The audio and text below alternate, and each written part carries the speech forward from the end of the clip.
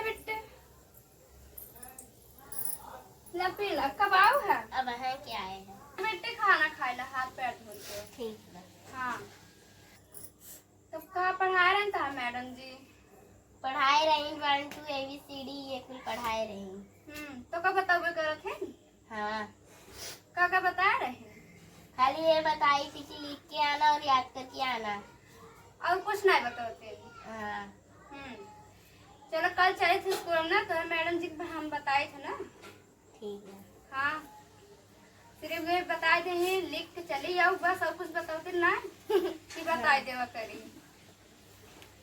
नहीं समझाए देवा करी, ऐसे ना ऐसे लिखा करा।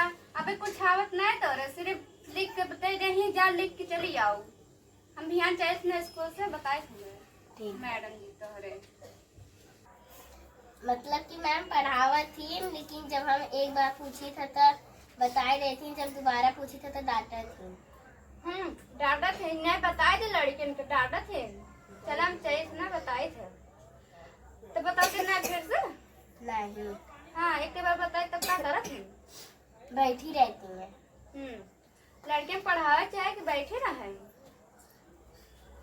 बस वे लिख के दे देते। हाँ। अब कुछ नहीं बताते। एक बार बताओ थे। चलो ठीक बाटे, चली थे ना तब बताए थे मैडम जी को।